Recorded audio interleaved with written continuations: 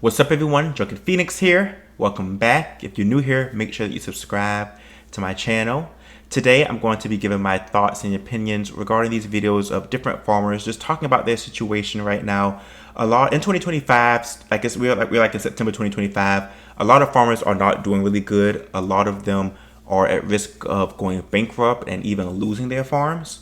And this is because, of a lot of the uncertainty with the economy right now. As you all know, or should know, there are tariffs that we have in place right now against several countries that we do quite a lot of business with, for example, China. And because of a lot of the tariffs that we place on China, they are trying to, somewhat retaliate by trying to do, less business with us. So, a lot of farmers, a lot of the farmers depend on China to buy a lot of their produce, and with the reduction in business between the U.S. and China, that has bit a lot of them in the ass. Also, there was like a lot of cuts in government spending for different organizations and assistance programs that a lot of farmers will utilize. So that's also not much of a thing anymore. I mean, it's still, I guess I'm assuming there's still some bailouts they can utilize, but much less than before. So let's go ahead and get started. In crisis, a line way out the door of the Woods Chapel Baptist Church in Brooklyn as hundreds of farmers from not only northeast Arkansas, but from across the state came to voice their concerns about the current state of farming. Representatives from U.S. Congressman Rick Crawford, U.S. Senator Tom Cotton, and U.S. Senator John Boozman's offices were in attendance to hear those concerns. Among those farmers in attendance was a farmer in Woodruff County, Chris King. He told me this was his 39th harvest, and he has never seen it as bad as this. And I've never been as worried as I am now about whether or not my kids and grandkids will be able to carry on. For King, the main problem starts with the fact that they can't sell for profit. I just would like to see somebody help us get our markets back. We need our exports, and we just need to be paid for what we do. And that's not happening. And we're in real trouble. Okay, so with that video, I guess my thoughts on the first video is, as a human, I think it's really unfortunate when, people are going through financial struggles and, they aren't able to make money to, keep their businesses afloat or even to, pay for their bare necessities.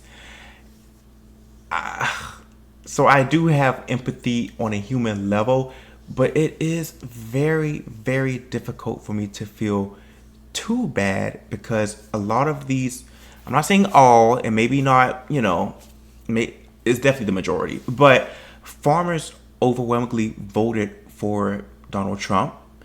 Now, I don't care who people vote for who you want to vote for, that's your business. I'm more so concerned about like, what are your intentions for this vote? You know what I'm saying? Like, what are your, like, I recognize that there are several issues. I know that, the issues they put out the most is like abortion and immigration. I know that those are not, the top issues that people are always considering when voting. So I know I know that there's a lot of nuance to voting, but at the same time, I know that a lot of people have voted for that man out of bigotry.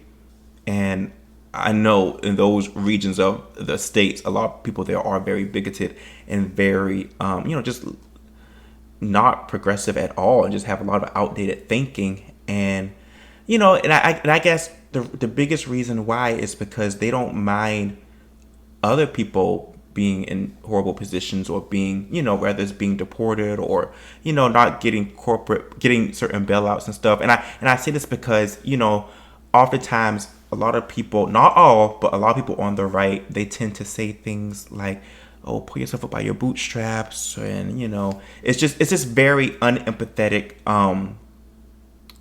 viewpoint and ideology, and they just fail to see that the government should help its citizens. Like, yes, of course we value hard work, but at the same time, everyone doesn't have equal footing. And just because someone may get certain loans or certain whatever bailouts for whatever business, I'm not against the government helping Americans and businesses with capital or being able to, keep their businesses afloat. I think that is how government should be used. At the same time, there are some people that they want to use it, but they don't want other people using it. And it may be because it could be for a variety of reasons. They may not want people to be doing better than them, or some of them may feel like, they may not value diversity, or they may feel threatened to see people that are not from their backgrounds, getting some kind of footing and being successful and possibly more successful than them. But, so that's where I'm at. It's like, okay, let's say that down the line they do get some help, which I don't see happening. But if they do, I just still feel like they won't learn their lesson. Like I still feel like they just feel bad because it's affecting them. I just have to be honest about that. That's why it's really difficult for me to feel bad for them. And like I said, maybe not all. I don't like to generalize people, but I know the mindset of a lot of people like that. Like I'm from the South, you guys, so I know what the ideology is down there. Fucking humbled today, and today opened my eyes about how real this farm crisis is that's going on in America, and how farmers are being affected. In this, it's a lot, I think, maybe the administration currently, and my jaw is still on the floor from what I seen today. Guys, I went about 400 miles east, and I know I don't have it bad out here in the desert. The government pays us a lot of money to grow corn in the desert, and we're sitting pretty high. And I went east where it rained, and I saw farmers out there living in dilapidated $600,000 to $800,000 houses, and the fucking vehicles they're having to drive. Most of them are driving 2-year-old fucking pickups that are goddamn near out of fucking warranty, people. And I was talking to this one farmer, God bless his soul, hell of a fucking guy. He's got 2 vacation homes, and he goes, Fran, all I want that 3rd fucking vacation home in Aspen. But with this uncertainty in the farm shit, I can't go out there and buy it. And it really fucking humbled me. It's like, hey, we're getting millions a year out here, and these poor fuckers where it rains, they're struggling. They're having to keep pickups till they hit 65,000 miles, and I got 5 vacation homes and they can only afford 2. And it really makes you, when you go and see somebody else's poor situation, just really opens your fucking eyes on things, and so I feel like this video is interesting because this guy lives out there, so obviously he would have some perspective. And this seems like a very satirical video, but I guess what he's trying to bring attention to is that there are certain people in the farming industry that are doing pretty good, but they have a sense of entitlement. They're not doing financially bad. They just feel that the government owes them something, and like I said, I think government should be there to help people. I'm not against people, getting loans or being able to get grants for their businesses. But at the same time, my biggest issue is that there is a segment of, the population, I guess, that feels they want it for themselves. And they may not even be the most needy, but they just want it. And they don't want other people to have it, or they feel threatened when other people have it. You know what I'm saying? So it's, and I say this because I know, like, there was a lot of discrimination when it comes to a lot of black farmers, and how much more difficult it is for black farmers to get a lot of, loans or grants from USAID. There was like, a lawsuit not too long ago that they, I think they ended up winning it. But yeah, so it's just, I guess it just shows a lot of the hypocrisy in this industry. But yeah, I guess this is what they voted for, I guess. So I wish I could help them, but I gotta go on fucking vacation for 6 months to Maui here next week, so there ain't a fucking thing I can do.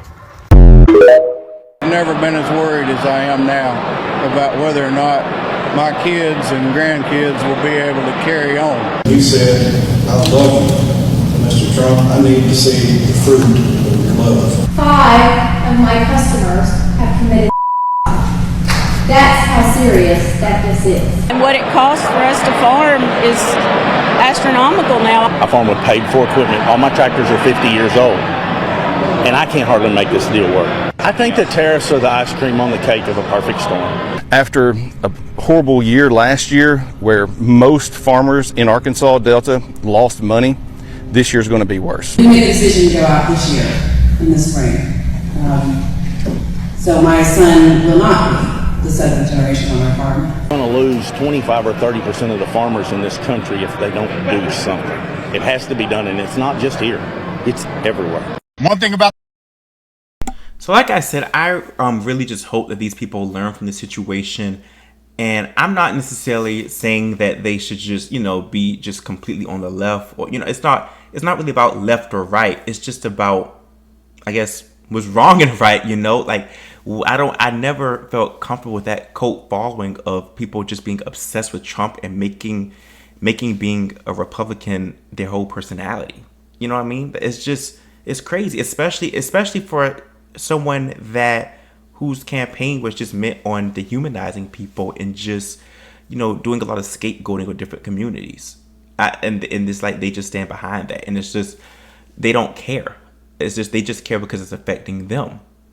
And I hope they not only learn from the situation, but can, be able to empathize with other people that are in less fortunate situations. Because like I said, they are lucky that they were able to get as much help and assistance as they were able to. Because there are a lot of farmers, because of the color of their skin, have to go through so much more, so much more, I'm having a brain glitch right now. So much effort to just get a loan or a grant, and oftentimes it may not even happen. So the farmer's crying is teaching me is that we've been subsidizing failing businesses for fucking decades. I mean, it's one thing if you fucking grow some shit and you're selling it here and you can't support the farm. It's a whole nother motherfucking thing when we're subsidizing your failing ass. Pull yourselves up by the bootstraps. Work harder, motherfuckers. Or go out of business like every other fucking businesses in the country does. If you don't run a profitable business, you go bankrupt. That's the way it's supposed to be. And the funny thing is, you motherfuckers are supposed to be free market capitalists, and you voted for an isolationist that told you exactly what the fuck he was going to do. And you're up there going, yay. I mean, that is one thing about this motherfucker being in power, because they're just lifting the veil on the shit that they've always been doing, but they just packaged it nice before. And all of us knew. And if you're a swing voter in this fucking country, bro, you're more delusional than anybody on the far left or anybody on the far right, bro. You're just a confused, stupid person. Anyways, no more subsidies for these fucking farms that do not produce agriculture that is sold here. Period. I'm not subsidizing your failing fucking business, you loser. A farmer not being able to put food on the table. Yeah, I voted for y'all. Y'all voted against yourselves. He sounds like he has some beef with some farmers. But I mean, yeah, he's absolutely right. A lot of them voted against their own self-interest because, they voted for someone that they felt was like, that just helped to encourage and enable their bigotry. That's really what it come down to. Like I said, I recognize not everyone voted for that. Like I know not everyone that voted for him may have did that, but I'm convinced that most of them did.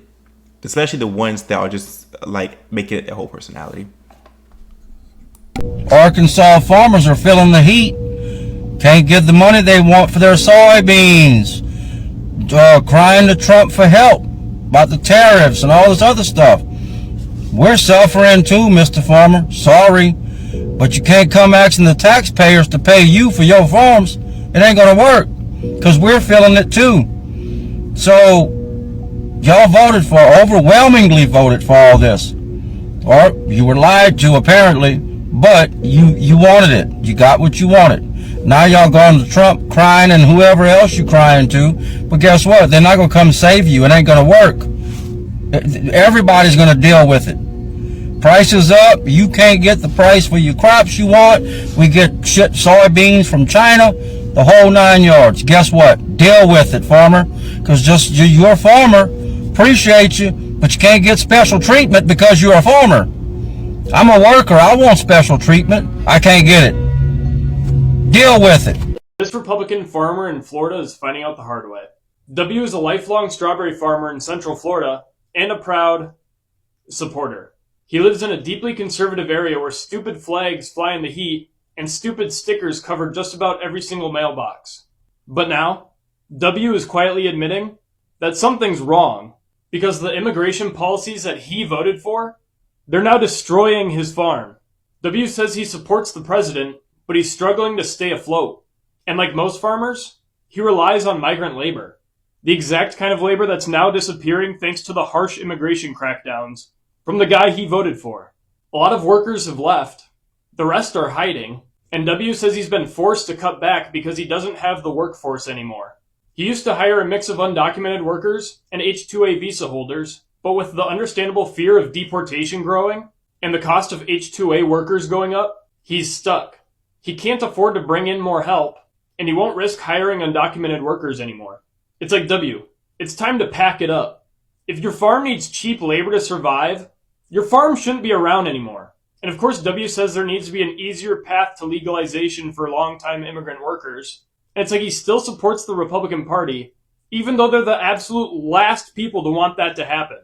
He says, they've been here, raised their families. I know there's bad seeds, but there's bad seeds everywhere. W, you voted the actual bad seeds into the White House.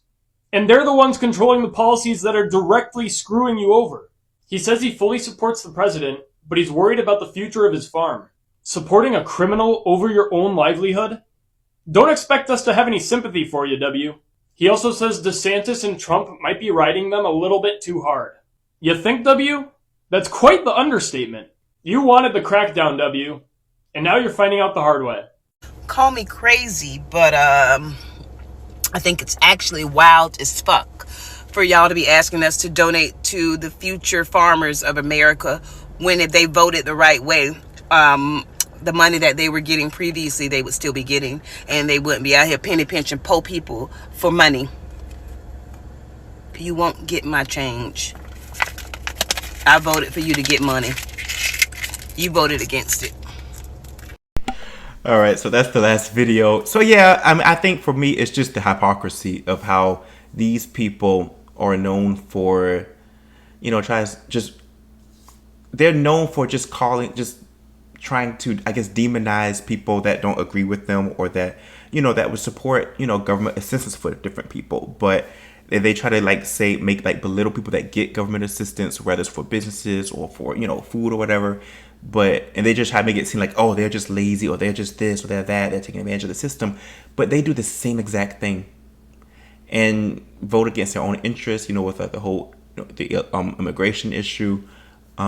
It's like they want all of the illegal immigrants to be deported, but they use a lot of illegal immigrant labor for their farms, and they depend on it heavily. So that, that's illogical.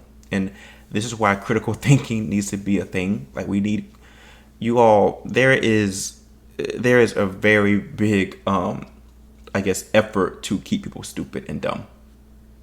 We need to think. Use critical thinking, use common sense.